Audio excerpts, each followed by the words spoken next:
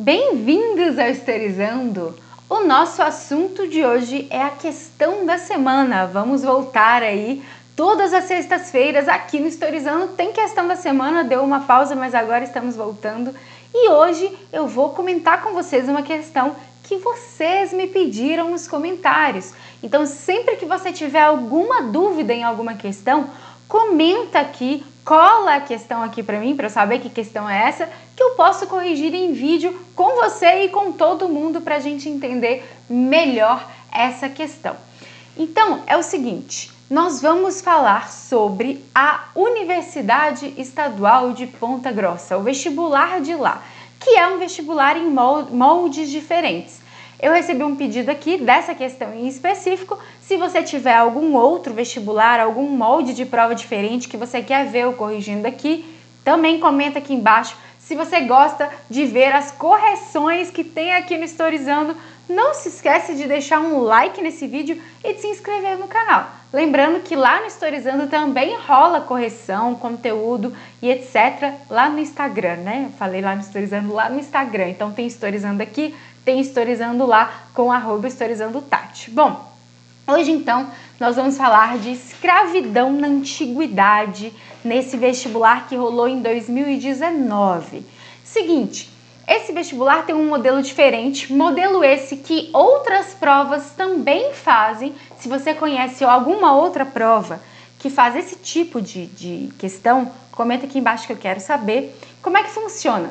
Existem afirmativas e dentro dessas afirmativas você vai ver se é verdadeiro ou falso. Se ela for verdadeira, você vai pegar esse número, tá vendo que tem um número aqui ao lado, ó, 1, 2, 4 e 8. Nossa, Tati, mas por que não é na ordem? Porque esse número aqui você vai usar para uma soma.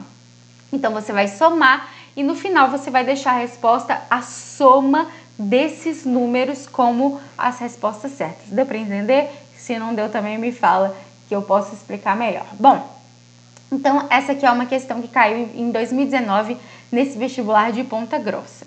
Vamos para a questão. A escravidão marcou de forma indelével a história de muitas sociedades na antiguidade. Beleza. Gregos e romanos estão entre os povos que se valeram do trabalho escravo sistemático. A respeito desse tema, assinale o que for correto. Então, nós temos 4 afirmativas aí, vamos ver se é verdadeiro ou falso e assinalar. Primeiro, em Atenas, os escravos foram utilizados em diferentes funções. Com um modelo de escravidão bastante peculiar, era permitido, inclusive, que os escravos tivessem renda própria e a utilizassem para comprar a própria liberdade. Vamos lá! Por que é muito importante a gente entender a diferença entre o processo escravista moderno e o processo escravista antigo? Como assim, Tati?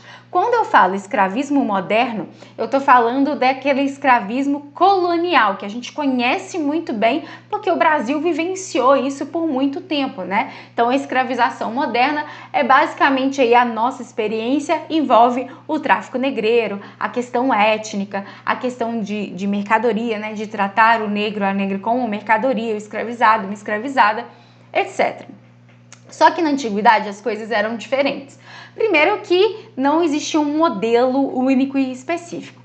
E segundo que o processo escravista não era por uma questão étnica, única e simplesmente. Poderia ser, né, por essa diferença étnica, poderia acontecer, mas não é, essa pessoa é negra, então vou escravizar. Não era nesse formato.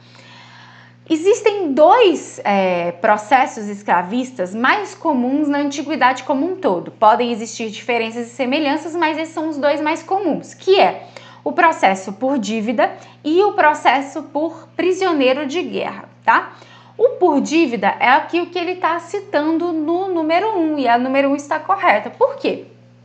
O escravismo por dívida, a escravidão por dívida, né, na Grécia Antiga, não só em Atenas, mas em outros lugares também foram assim, né, com relação aos gregos antigos, funcionava da seguinte forma: se eu, né, tenho uma posição no sentido social, né, tenho muito menos grana e começo a dever muito para uma pessoa, eu posso me tornar escrava daquela pessoa, né? Mas não quer dizer que eu vou ficar a vida inteira. A partir do momento que eu pago, digamos assim, essa dívida, eu consigo me libertar e comprar, digamos, essa liberdade, né? Pagando essa dívida. Então eu posso ter a minha própria renda, eu posso ser uma escrava de uma pessoa, trabalhar para aquela pessoa, mas também conseguir a minha própria renda e a partir daí conseguir pagar, conseguir ter o meu dinheiro, etc. E ó, com relação ao escravismo moderno, né? Se a gente pensar, por exemplo, no escravo de ganho, que era uma questão mais urbana, digamos assim, dentro do Brasil colônia, por exemplo, estou falando Brasil colônia, mas podem acontecer em outros lugares também na mesma época, na modernidade, esse escravo, né, esse escravizado, essa escravizada também poderia conseguir acumular uma certa renda e comprar a sua alforria, a sua liberdade. Isso também poderia acontecer, tá?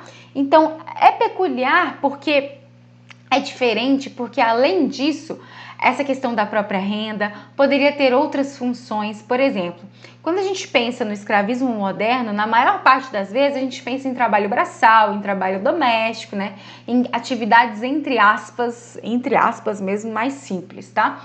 Mas no escravismo antigo, a gente vê funcionários públicos sendo escravos, professores sendo escravos, tá? Então, existem aí toda e qualquer função poderia ter um escravizado ali naquela função, combinado? Então a 1 tá ok, tá certo, a gente pode assinalar ela. Vamos lá, 2. A relação entre senhores e escravos em Roma era tão equilibrada a ponto de não existirem registros de revoltas ou atos de resistência por parte dos escravos. A não utilização de castigos físicos e o direito à compra da própria liberdade explicam tal situação. Qual que é o maior problema aqui? Primeiro é você falar em equilíbrio. Gente, é muito difícil mesmo você falar em um processo escravista equilibrado, né? Ai, como assim, Tati? Gente, é um equilíbrio você transformar a pessoa em sua escrava, em sua propriedade. Muito difícil você ser uma questão equilibrada. Além disso, o maior erro do número 2 aqui é falar de não ter registro de revolta ou resistência. Existiram sim, mais de um registro. O mais conhecido, que tem até filme no cinema, se vocês quiserem, tem série também, é a Revolta de Espartacus. Essa revolta envolve gladiadores. Gente, eu tenho tanto aluno e tanta aluna que não sabe que gladiador era escravo.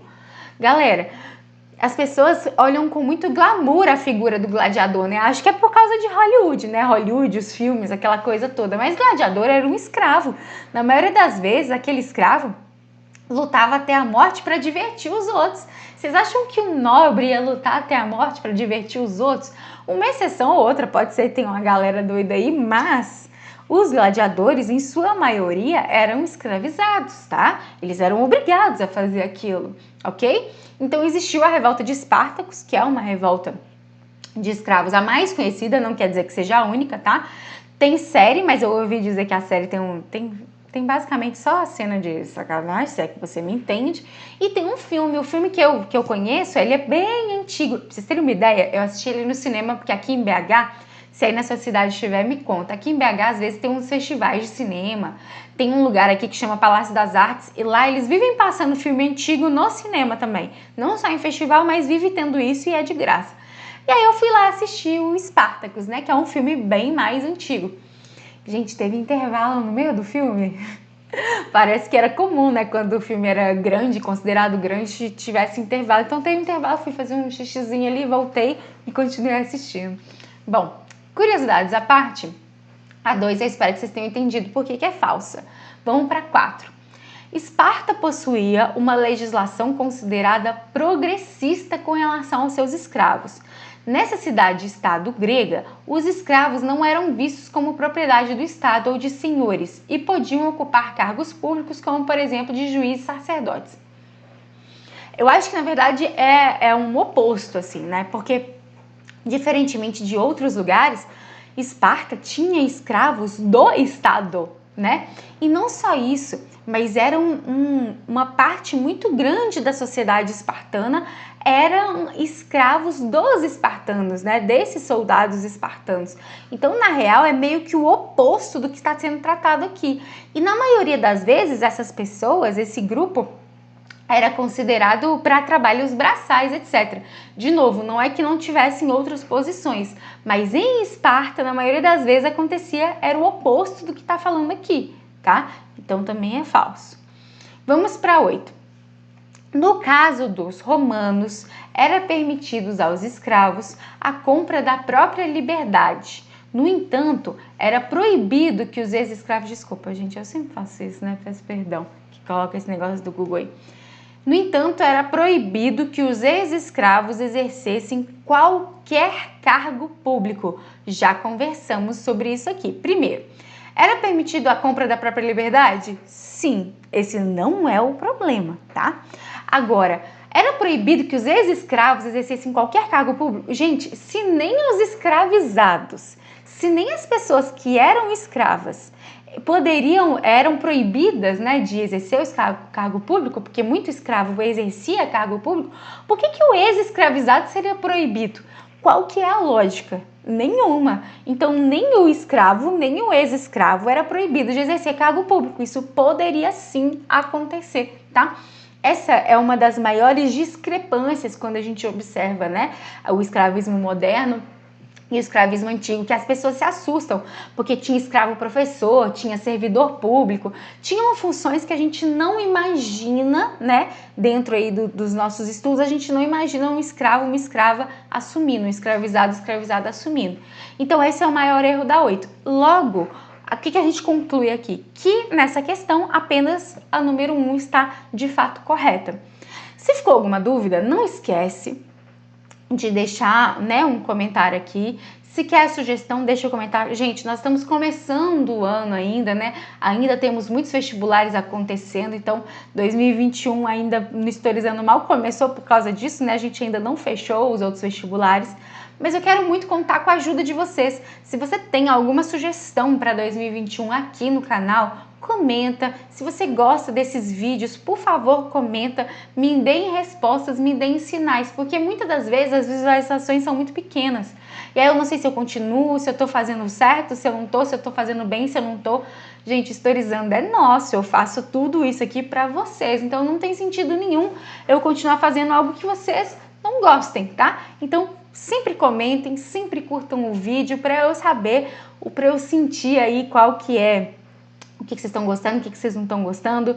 Não se esquece das outras redes sociais, não se esquece de apoiar o Historizando se inscrevendo no canal, indicando esse canal para outras pessoas que estudam assim como você, que gostam de história assim como você. E vamos continuar interagindo aí neste 2021, mais um ano de Historizando. Eu agradeço demais a sua atenção, não esquece do seu like, um beijo e até a próxima.